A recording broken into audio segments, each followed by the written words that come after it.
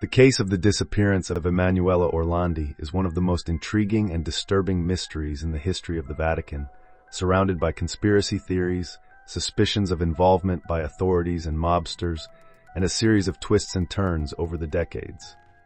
Emanuela vanished in 1983 when she was 15 years old, and the case remains unsolved to this day. The mix of power, secrets, clergy, and organized crime contributes to the global fascination and interest in this story. Emanuela Orlandi was the daughter of a Vatican employee, Ercole Orlandi, who worked at the Vatican Bank, and her family lived within the walls of Vatican City. On June 22, 1983, Emanuela left home to attend a flute lesson at a music school outside the Vatican. After the lesson, she made a call home, telling one of her sisters that she had received a job offer to distribute Avon products.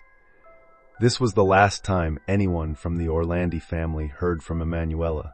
She was last seen at a bus stop, and since then, she has vanished without a trace. The family immediately reported her disappearance to the Italian police, but the case would soon become one of the most mysterious in history, with numerous theories emerging over the years. In the weeks following Emanuela's disappearance, her family began to receive anonymous calls from individuals claiming to know the whereabouts of the young girl. One of the initial theories suggested that Emanuela had been kidnapped as part of a scheme to secure the release of Mehmet Ali Acha, the Turkish man responsible for the assassination attempt on Pope John Paul II in 1981. One of the most persistent theories in the case of Emanuela Orlandi involves the Vatican Bank and the Italian Mafia.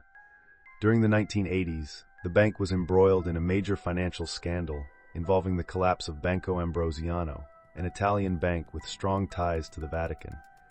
The president of Banco Ambrosiano, Roberto Calvi, was found dead under mysterious circumstances in London, hanging beneath Blackfriars Bridge, in an apparent murder that seemed to be a warning from the Mafia. Calvi was known as God's banker due to his connections with the Vatican, and the Italian Mafia was said to have lost huge sums of money in the collapse of Banco Ambrosiano. The theory suggests that Emanuela Orlandi was kidnapped as part of a blackmail scheme against the Vatican to force the return of the money lost by the Mafia. The involvement of mob boss Enrico De Patis, leader of the Banda della Magliana, a criminal organization in Rome, has been widely discussed. In 2005, a former girlfriend of De Patis claimed that he was directly involved in Emanuela's disappearance. The connection with De Patis gained more strength when it was discovered that he had been buried in the Basilica of Sant'Apollinare, an important church in Rome, which is unusual for a mobster.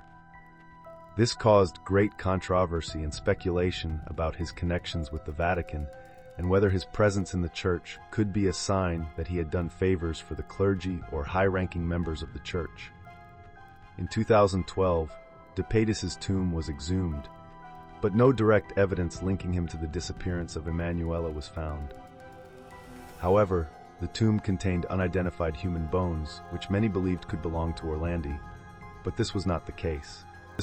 Another theory that has been circulating is that high-ranking Vatican officials, including cardinals, were involved in Emanuela's disappearance. Some speculate that Emanuela may have been the victim of a sexual abuse network within the Vatican, and that her disappearance was part of an effort to silence or cover up scandals. Although this theory has been considered highly controversial and without conclusive evidence, it reflects the level of mistrust that many feel regarding the secrecy surrounding the case.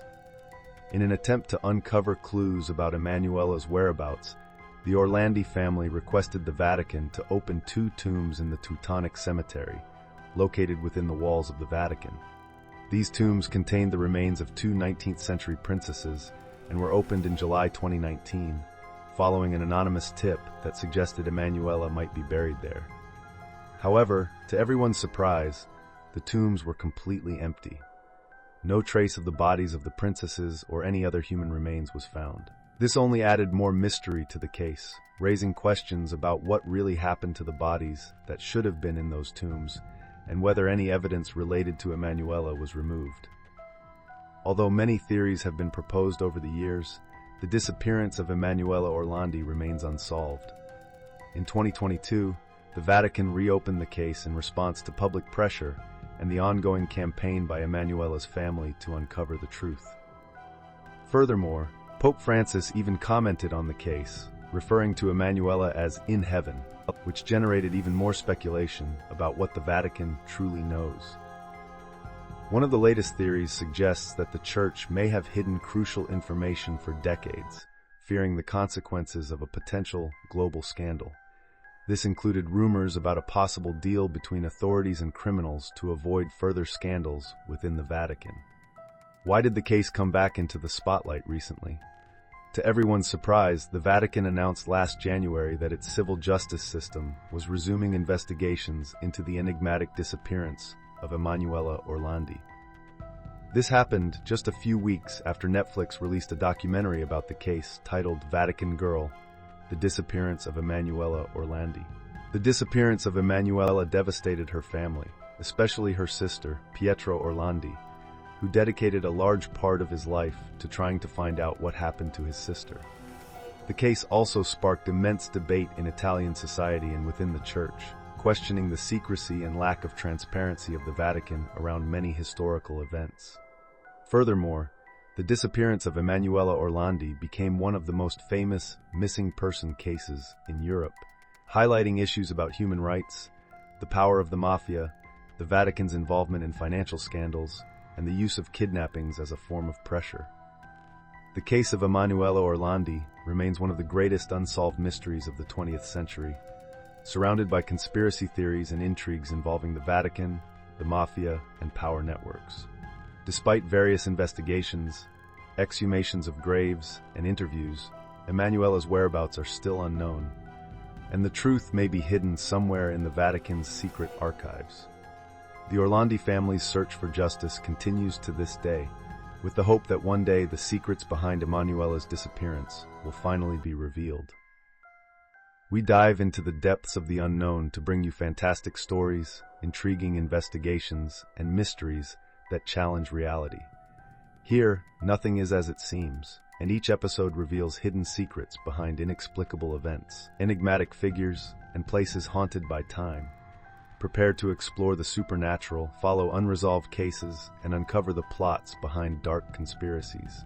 With an engaging narrative, immersive videos, and detailed investigation, we invite you to question what you really know about the world around you. Join us on this journey, where each mystery unraveled is just the beginning of a new and disturbing revelation.